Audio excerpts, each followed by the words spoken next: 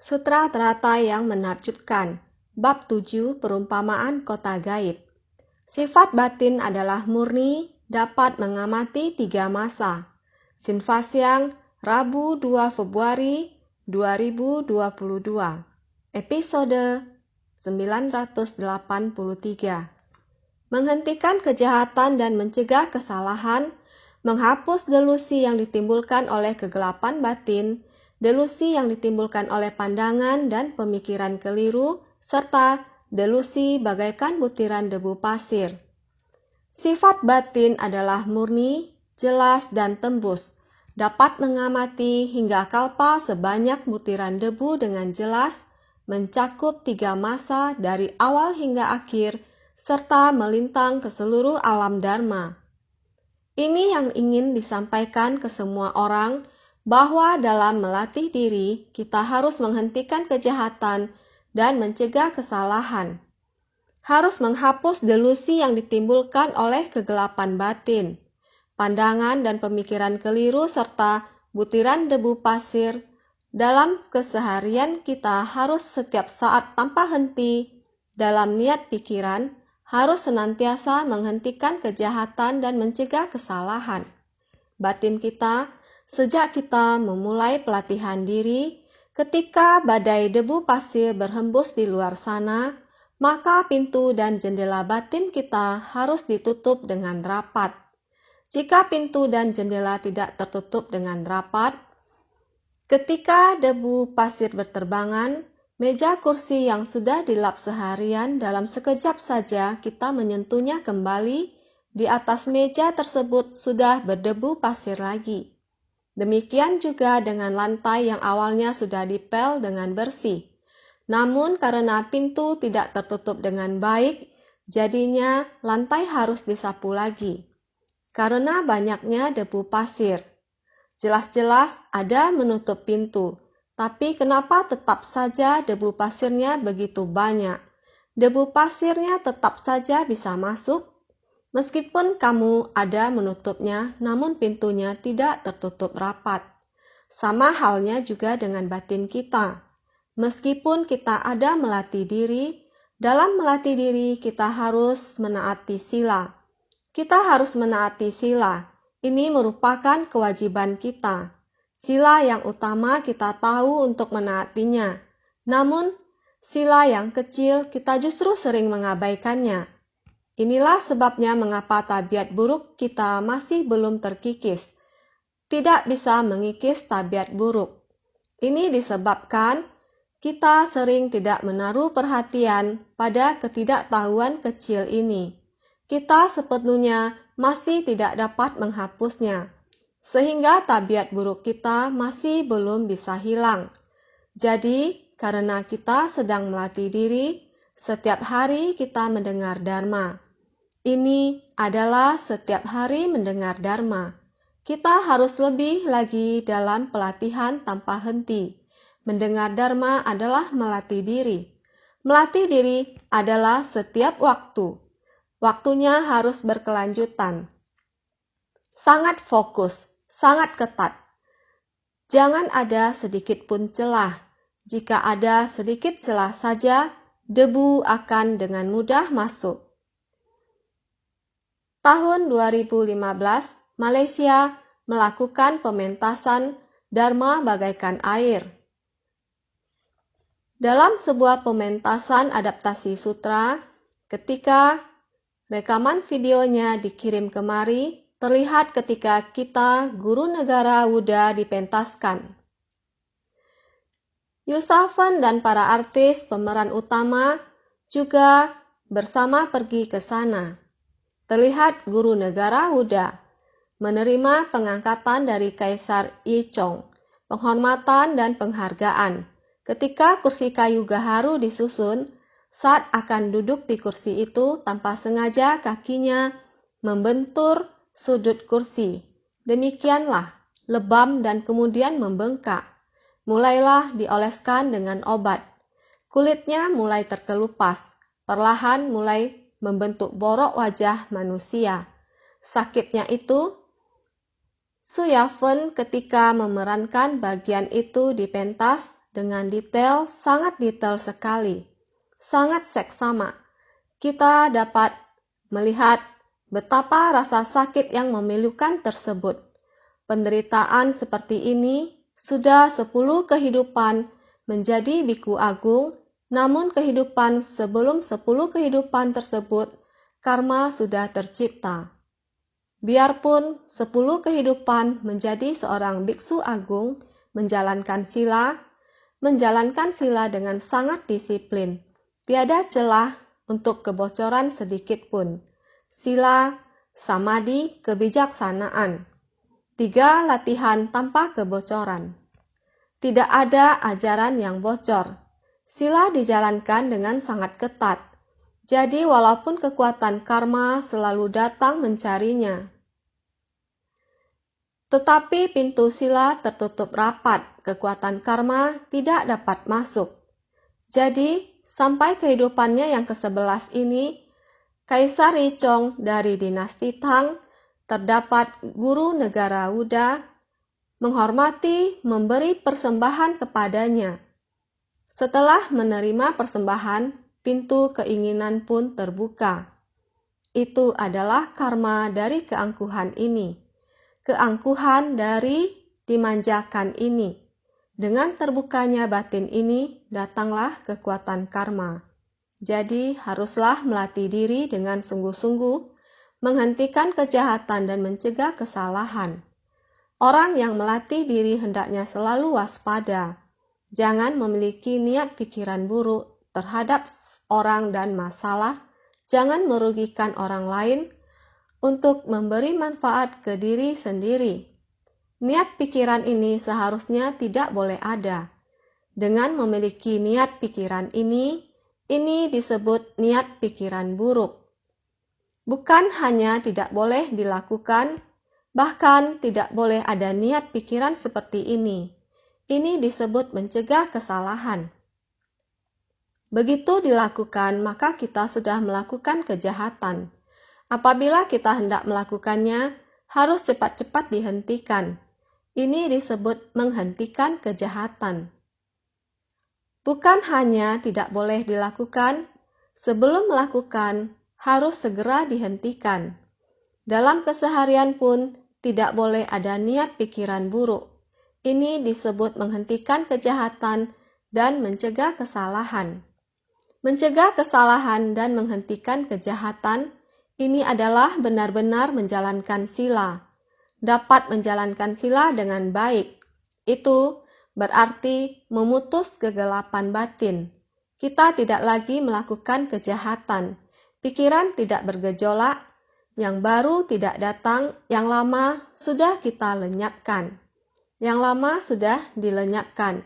Yang baru tidak akan datang lagi. Ini yang disebut memutuskan. Delusi dari kegelapan batin. Delusi dari pandangan dan pemikiran, delusi sebanyak butiran debu pasir. Debu ini sangatlah halus, delusi yang sangat halus. Delusi adalah kegelapan batin. Jelas-jelas akan duduk untuk membabarkan dharma, tetapi karena sebersit pikiran kesombongan muncul, tidak sengaja terbentur. Sebersit perasaan sukacita muncul, ini adalah kesombongan. Ini disebut delusi. Ini adalah delusi yang sangat halus. Maka demikianlah pintu karma ini terbuka. Barulah bisa terbentur dalam seketika. Dalam sekejap itu, jadi hal semacam ini dalam kehidupan sangat halus. Sebersit niat muncul itu juga sangat halus. Tidak sengaja terbentur, itu juga sangat halus. Siapa yang dapat memperkirakan? Hanya sebuah tindakan. Dalam seketika secara tidak sengaja. Hanya demikian saja, sehingga membuatnya menderita seperti ini. Juga karena inilah, barulah kita ada dharma untuk dibabarkan. Karma dan balasan buah karma. Karma dan balasan buah karma sebenarnya adalah dharma yang sangat halus dan menakjubkan. Jadi perumpamaan kota gaib apa yang kita bahas sebelumnya Bahkan jika butiran debu dan pasir digiling menjadi tinta, di beberapa banyak negeri, semua unsur bumi, segala sesuatu yang ada di bumi, semuanya digiling menjadi debu dan pasir. Digiling menjadi debu dan pasir, ditambahkan air berubah menjadi tinta. Menggunakan tinta ini, dengan tinta yang begitu banyak ini, demikian setelah melewati 1000 negeri, setetes tinta untuk menandainya. Setetes tinta ini setelah melewati 1000 negeri lain, ditandai setetes lagi. Demikian terus ditandai, berlanjut terus. Dunia yang ditandai tetesan tinta atau tidak, kemudian segala sesuatu digiling lagi, menjadi bubuk dan pasir. Semua ini adalah begitu luas, debu dan pasir dari dunia yang begitu besar. Setiap butiran debu pasir dianggap sebagai satu kalpa. Satu butiran debu dianggap sebagai satu kalpa. Ini adalah demikian besar. Ini semuanya adalah perumpamaan untuk sebab dan kondisi dari kalpa yang lama sebelumnya. Waktu tanpa awal. Itu adalah kalpa yang sangat lama dan panjang. Proses yang demikian terus-menerus setiap masa kehidupan, sebab dan kondisi dari setiap masa kehidupan, demikian terus terakumulasi. Kalian pikirkan, ada berapa banyak sebab dan kondisi yang halus? Jadi pada awalnya, bab perumpamaan kota gaib mulai membahas sangat banyak dan berlapis-lapis. Tak terbatas jumlahnya, sebab dan kondisi yang tanpa awal dan tanpa akhir. Dengan sebab dan kondisi yang begitu panjang dan lama ini, baik bajik maupun buruk, terus terakumulasi begitu banyak ketidaktahuan. Kita harus memutuskan ini. Tidak menciptakan yang baru lagi. Jika kita memahaminya, mulai mempelajari ajaran Buddha, jangan meningkatkan ketidaktahuan kita. Tidak lagi memperbanyak kondisi pendukung buruk dengan yang lain. Memiliki sebab benih buruk dan memiliki kondisi buruk, maka akan menghasilkan buah dan balasan yang buruk. Maka akan terjerat tanpa berhenti. Lihatlah dunia ini, betapa banyaknya penderitaan, terlalu banyak sehingga kita mempelajari ajaran Buddha. Harus ingat menghentikan kejahatan dan mencegah kesalahan. Mencegah kesalahan dan menghentikan kejahatan. Yang paling penting adalah menghapus delusi yang ditimbulkan oleh kegelapan batin, delusi yang ditimbulkan oleh pandangan dan pemikiran keliru, serta delusi bagaikan butiran debu pasir. Harus menghapus segalanya. Kembali kepada kita. Sifat batin adalah murni, jelas dan tembus, dapat mengamati hingga kalpa sebanyak butiran debu dengan jelas. Bisa demikian murni dan jelas, sangat tembus dan jelas. Mengamati hingga kalpa sebanyak butiran debu, kita semestinya harus sangat jelas. Kita telah mengatakan kehidupan puluhan tahun lalu. Mengenang masa lalu, kita masih bisa mengenang masa lalu dengan enggan. Bisa memahami dengan jelas masa muda, masa anak-anak, dan lain-lain. Masih bisa mengenang, namun di kehidupan masa lampau kita tidak tahu. Apalagi masih ada masa lalu yang lalu. Masa tanpa awal kalpa yang lalu. Tentunya kita tidak tahu, tetapi Sang Buddha, beliau telah melenyapkan ketidaktahuan. Pandangan dan pemikiran serta delusi sepenuhnya tidak ternoda, sehingga kebijaksanaan agung cermin sempurna. Sifat batin adalah murni, jelas dan tembus, sepenuhnya sangatlah murni, sehingga yang terlihat itu tidak terintangi, sangat jauh, sangat jauh. Kita melihat sesuatu dengan mata kita. Terhalangi sedikit saja oleh sesuatu, kita sudah tidak bisa melihatnya. Dari tempat yang rendah, melihat pemandangan, bagaikan katak di dalam sumur. Lingkungannya hanya demikian. Jika dari tempat yang lebih tinggi, makanya yang dilihat lebih luas. Jika lebih tinggi lagi, maka tidak ada penglihatan yang terhalangi. Menjadi jauh lebih luas. Makhluk awam sebenarnya mampu memandang seberapa jauh. Bagaimanapun cara memperluasnya, dari tepi pantai melihat ke lautan tidak ada apa-apa. Langit dan lautan berwarna sama. Pada ujung laut juga hanya sebidang langit. Hanya demikian saja. Ini adalah jangkauan mata orang awam. Hanya sejauh itu jangkauan yang bisa kita lihat. Namun, sifat pencerahan kita adalah murni, sifat hakiki tatata kita. Jika tidak ternodai, sifat hakiki tatata kita mampu tercerahkan. Dengan sendiri akan dapat mengamati hingga kalpa sebanyak butiran debu dengan jelas, sangat jelas. Kita dapat di masa lalu, di masa tiada kelahiran dan tiada kematian, sebenarnya kapan dilahirkan dan kapan memulai, mungkin kita memahami semua masa lalu ini. Mencakup 3 masa, dari awal hingga akhir serta melintang ke seluruh alam dharma. Tidak peduli berapa banyak masa lalu yang tak terhingga, kehidupan dari masa lalu yang tak terhingga itu adalah mencakup 3 masa, adalah masa lalu, masa kini, dan masa mendatang. Masa lalu berapa lama bukan hanya kehidupan lampau saja. Kehidupan lampau dari kehidupan lampau yang tak terhingga, sekarang kita seharusnya bisa memahami hingga tuntas. Di dunia ini, prinsip kebenaran dari segala sesuatu di alam semesta ini seharusnya kita bisa memahami dengan sangat tuntas. Bukan hanya memahami sampai tuntas kehidupan ini saja, kita harus bisa memahami hingga tuntas akan masa mendatang dari masa mendatang. Sang Buddha sangat yakin ini adalah telah memahami sampai tuntas segalanya. Ini adalah kondisi Buddha. Karena kondisi Buddha adalah telah memahami sampai tuntas dan jelas.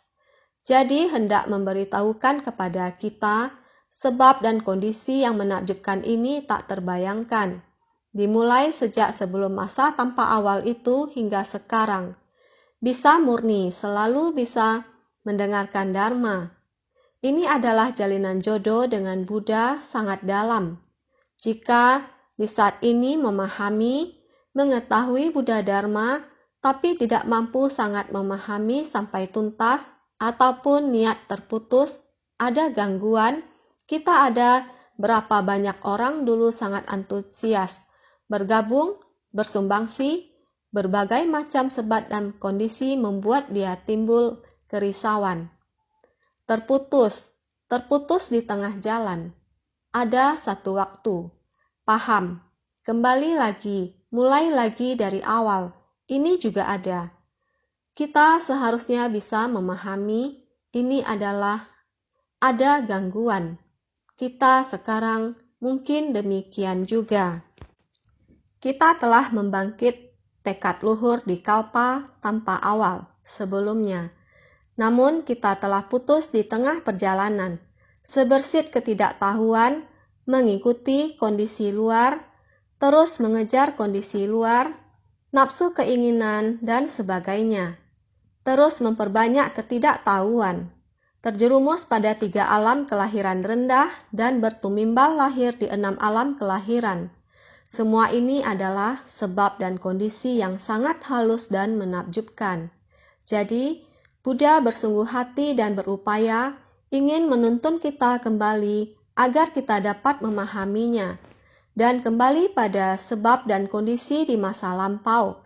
Jadi, naskah sutra sebelumnya demikian mengatakan, aku dengan menggunakan kekuatan dari pengetahuan dan pandangan tata gata, mengamati waktu yang sangat lama itu, seolah-olah adalah hari ini.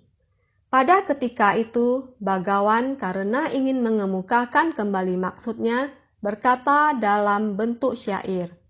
Sutra Teratai Bab 7, Bab Perumpamaan Kota Gaib. Buddha Sakyamuni penuh dengan keyakinan diri, pengetahuan dan pandangan tata gata. Saya menggunakan pengetahuan dan pandangan tata gata, yaitu murni dan tanpa ternodai. Memahami jelas alam dharma pada alam semesta. Segala sesuatu di masa lampau, saya memahami dengan sepenuhnya, seperti hal yang terjadi di hari ini. Ingatan ini, hal yang terjadi di masa lalu dan sekarang ini sangat jelas, sama juga meskipun sudah lama berlalu. Ada yang dikatakan, setelah melewati kalpa sebanyak butiran debu, waktu yang demikian lama, proses sebab dan kondisinya, mengingat kembali dengan hal yang terjadi pada hari ini, semuanya adalah sama. Demikianlah yang dikatakan oleh Buddha Sakyamuni sendiri karena maknanya sangat mendalam, sehingga pada ketika itu Bhagawan karena ingin mengemukakan kembali maksudnya berkata dalam bentuk syair. Buddha khawatir semua orang tidak memahami dengan jelas, maka mengulang kembali, mengemukakan kembali maksudnya, berkata dalam bentuk syair. Dengan menggunakan syair untuk menyampaikan kembali dengan jelas. Selanjutnya, bagian naskah ini bentuk syair demikian menyampaikan. Aku mengingat kembali kalau pada suatu kehidupan lampau, kalpa yang tak terhingga dan tak terbatas dulu, terdapat seorang Buddha paling mulia di antara makhluk berkaki dua, bernama Mahabhishna Janabibu. Sutra Teratai Bab 7, Bab Perumpamaan Kota Gaib. Syair itu kemudian menjelaskan bagaimana Buddha Sakyamuni, Bhagawan, demikian adanya melakukan perenungan sendiri. Aku mengingatkan kembali, berarti bahwa Bhagawan kembali merenung dengan tenang. Bhagawan menenangkan batinnya dan merenungkan kehidupan lampau. Telah melewati kalpa tak terhingga. Waktunya sangat panjang, sangat panjang. Inilah yang dialaminya. Terdapat seorang Buddha paling mulia di antara makhluk berkaki dua bernama Mahabhishna Janabibu. Buddha ini telah sempurna berkah dan kebijaksanaannya. Buddha ini memiliki berkah dan kebijaksanaan. Buddha Mahabhishna Janabibu ini terdapat seorang Buddha paling mulia di antara makhluk berkaki dua bernama Mahabhishna Janabibu. Ada seorang Buddha Bhagawan yang telah sempurna baik berkah maupun kebijaksanaan. Mahabhishna Janabibu seperti sebelumnya, kenapa bernama Mahabhishna Janabibu? Dikarenakan memiliki kekuatan gaib besar serta kebijaksanaan yang besar mengungguli 3 kendaraan itu. Apa yang baru kita bicarakan tadi berasal dari waktu lampau yang sangat lama. Tidaklah mungkin untuk menceritakan tentang Buddha Mahabhishna Janabibu. Sebab dan kondisinya mencapai kebudaan, dimulai dari waktu yang tanpa awal. Awalnya ada Buddha ini. Ini bermula dari waktu lampau yang tidak dapat dihitung lamanya. Waktu yang digambarkan sebelumnya. Mengapa bernama Buddha Mahabhishna Janabibu? Sebenarnya mengapa dinamakan Mahabhishna Janabibu? Buddha ini sempurna berkah dan kebijaksanaannya, juga memiliki kekuatan gaib yang besar dan memiliki kebijaksanaan yang besar. Buddha ini mengungguli 3 kendaraan itu. 3 Tiga kendaraan adalah Sravaka, Pratyeka Buddha, Bodhisattva. Buddha ini ternyata berkah kebijaksanaannya dan kekuatan gaib semuanya sempurna. Buddha ini telah melampaui Sravaka. Karena kita tidak tahu sejak kapan dia mulai melatih diri, tidak dapat menggambarkan era Sravakanya, tidak dapat memahami ketika dia menjadi seorang Pratyeka Buddha, dan bahkan tidak sanggup menghayati era di mana dia membangkitkan niat Bodhisattva. Maka ini telah melampaui Sravaka, Pratyeka Buddha, Bodhisattva. Karena itu, dia mengungguli tiga kendaraan itu. Buddha ini, Mahabhishna Jana Bhikkhu adalah yang muncul ke dunia pada 3000 kalpa sebanyak butiran debu dulu. Mahabhishna Jana Bhikkhu adalah nama dari Tathagata yang muncul ke dunia pada 3000 kalpa sebanyak butiran debu dulu. Ketika Buddha ini berada di dunia ini, punya 16 orang pangeran yang meninggalkan kehidupan berkeluarga untuk menjadi Sramanera. Mereka mendengarkan pembabaran sutra teratai dari Buddha ini. Dan setelah Buddha memasuki samadhi, 16 orang Sramanera ini masing-masing menduduki singgasana dharmanya dan mengulangi pembabaran sutra teratai kepada orang banyak. Di dunia sebelum 3000 kalpa sebanyak butiran debu, ketika itu muncul seorang Buddha bernama Buddha Mahabhishna Jana Bhikkhu. Tathagata ini, ketika Buddha ini berada di dunia, dia memiliki 16 orang pangeran. 16 pangeran ini dilahirkan sebelum Buddha Mahabhishna Jana Bhikkhu meninggalkan kehidupan berkeluarga. 16 pangeran ini juga turut meninggalkan kehidupan berkeluarga, melatih diri menjadi Sramanera. Mereka mendengarkan pembabaran sutra teratai dari Buddha ini. Mendengarkan sutra teratai dari Buddha Mahabhishna Jana Bhikkhu. Buddha Mahabhishna Jana Bhikkhu setelah membabarkan sutra teratai untuk mereka, lalu memasuki samadhi. Memasuki samadhi untuk waktu yang lama. Maka 16 pangeran ini, mereka mendengarkan sutra teratai. Sutra teratai diserap ke dalam batin dan mempraktikkannya dalam tindakan nyata. Pemahaman tersebut mereka mulai membimbing para makhluk dalam kerumunan orang banyak, sama seperti menduduki singgasana. Demi semua makhluk dan persamuhan, mengulangi pembabaran sutra teratai. 16 Sramanera ini masing-masing menyebar ke satu negeri. Mereka ke tempat yang berbeda untuk membimbing para makhluk dan membabarkan dharma, sampai dengan pembahasan sutra teratai ke-16 Sramanera ini telah menerima bimbingan dari Buddha Mahabhishna Jana Bhikkhu. Dengan pencapaian ini, mereka membimbing para makhluk. Di antara 16 Sramanera ini, Sramanera ke-16 dari kehidupan ke kehidupan terus melatih diri. Dalam proses perjalanan ini, entah telah menemui berapa Buddha. Mereka juga ke atas mencari jalan kebudaan. Ke bawah membimbing para makhluk, juga membimbing para makhluk sejak dahulu kala sebelum kalpa sebanyak butiran debu. Semua Sramanera ini telah mencapai kebudaan. Di antara 16 Sramanera ini, Sramanera ke-16 telah mencapai kebudaan. Dia juga dari kehidupan ke kehidupan memohon dharma dan membimbing para makhluk.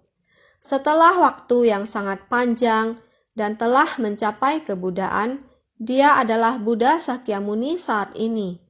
Lebih dari 2000 tahun yang lalu, di mana tempat berdiam dari kelahiran kembali 5 alam kehidupan, di dunia yang perlu menahan penderitaan ini, telah mencapai kebudaan. Ini adalah Sramanera ke-16.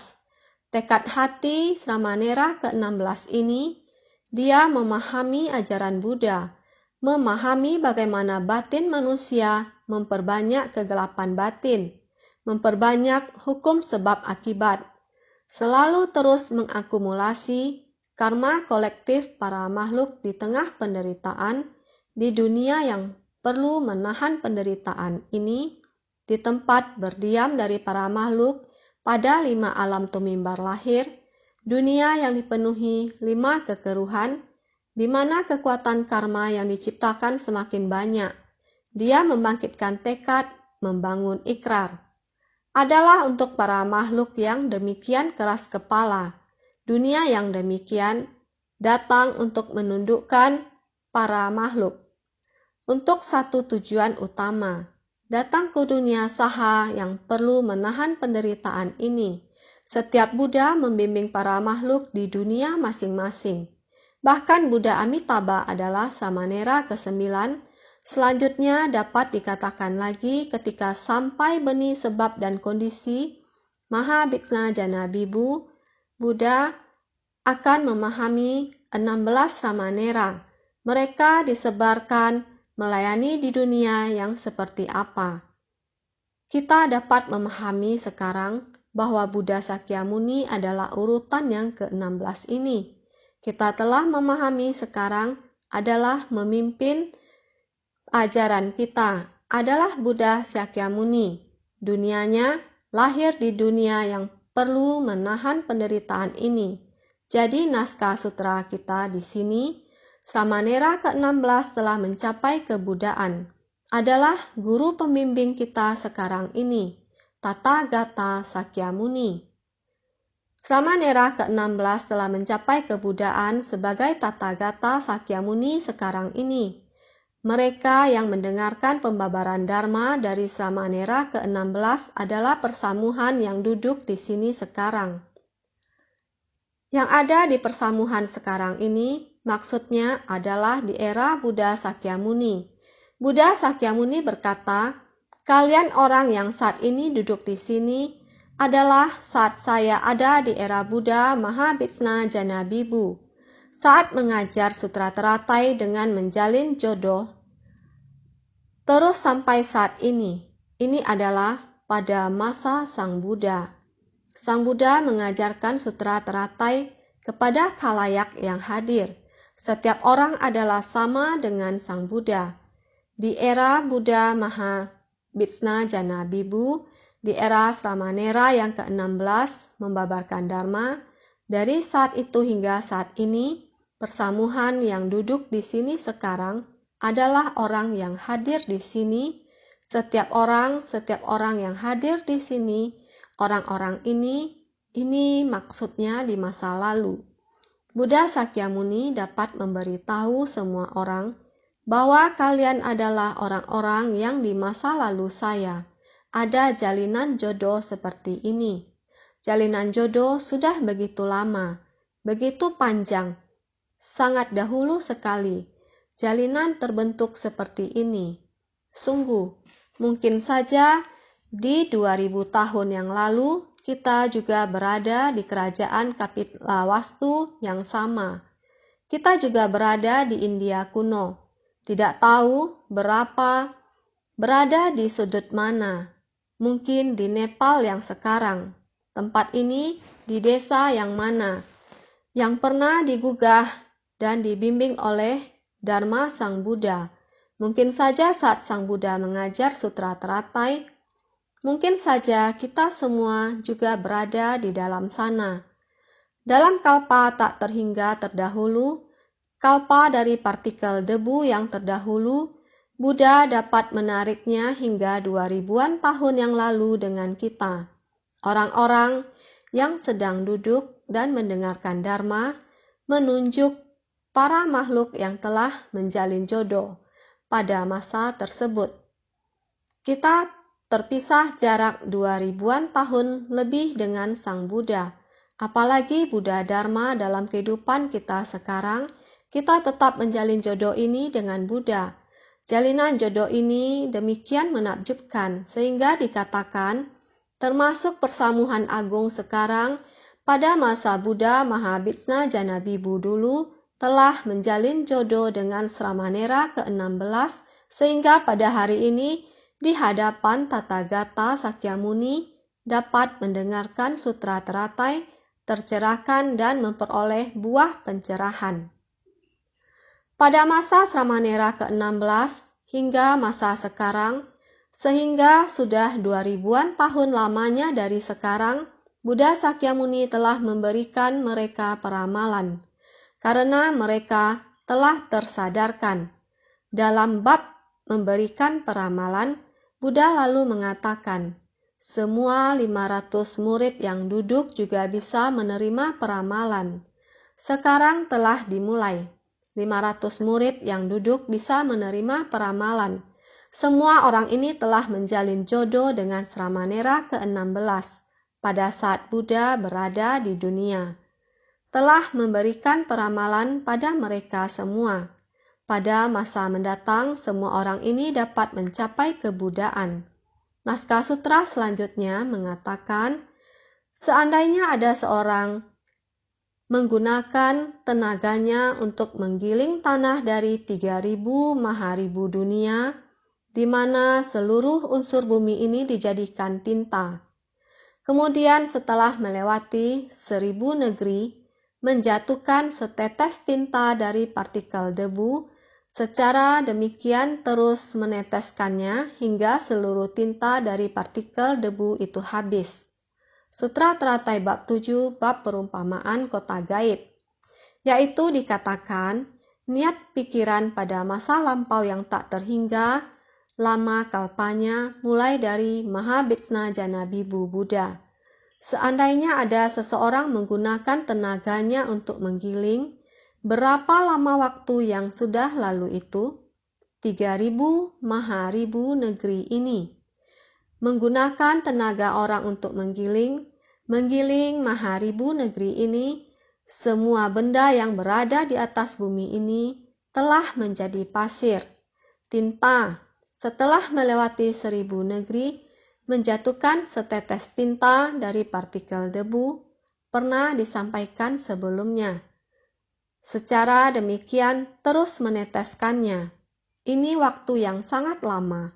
Unsur bumi ini telah menjadi debu. Unsur bumi artinya adalah bumi atau tanah adalah salah satu dari 4 unsur utama. Tanah, air, api, angin. Bumi atau tanah adalah mampu melahirkan benih untuk dharma berwujud. Maka dijadikan unsur bumi. Unsur bumi seluruhnya adalah 3000 maharibu dunia. Ini dikatakan unsur tanah. Unsur bumi atau tanah adalah salah satu dari 4 unsur utama mampu melahirkan benih untuk dharma berwujud, makanya dinamakan sebagai unsur. Unsur bumi secara khusus merujuk pada unsur tanah dari maharibu dunia. Berwujud, semua benda adalah tumbuh dari tanah. Tumbuh dari tanah, di bawahnya ada benih yang tertanam. Sehingga semua benda, semuanya adalah melahirkan benih untuk dharma berwujud. Semua yang kamu lihat pasti ada aspek materi. Benda ada aspek materi. Aspek materi adalah dharma berwujud. Kita sebagai manusia ada aspek tubuh. Kita juga adalah berwujud. Saya adalah orang yang demikian, umur saya. Kamu adalah orang yang demikian, umur kamu. Usia kecil, usia dewasa, usia muda, usia lanjut. Aspek tubuh setiap orang terus-menerus mengalami perubahan. Ini adalah dharma berwujud. Apalagi yang kita lihat segalanya. Mata yang bersentuhan, apakah itu cahaya lampu atau latar belakang, atau tempat yang sedang diduduki, ataupun langit-langit yang kita lihat ini, semua ini adalah dharma berwujud. Sebelum adanya benda ini, dia berupa benda apa? Ini adalah dharma. Sehingga satu dari 4 unsur utama benih untuk dharma berwujud dari segala benda adalah dimulai dari tanah ini. Maka disebut unsur bumi. Semua ini berasal dari tanah. Unsur bumi sepenuhnya adalah 3.000 maharibu dunia. Yang dikatakan unsur tanah ini seluruhnya adalah demikian. Sehingga kemudian setelah melewati 1.000 negeri, menjatuhkan setetes tinta dari partikel debu. Setelah melewati 1.000 negeri Buddha, menjatuhkan setetes tinta dari partikel debu. Melewati 1.000 negeri, kawasan yang ditransformasikan oleh seorang Buddha adalah 1 maharibu dunia. Setelah melewati 1.000 negeri, menjatuhkan setetes tinta dari partikel debu, kemudian melewati lagi 1.000 negeri, kembali menjatuhkan setetes tinta dari partikel debu. Demikian melewati 1.000 negeri, yaitu demikian melewati 1.000 negeri. Kemudian setelah melewati 1.000 negeri, menjatuhkan setetes tinta dari partikel debu.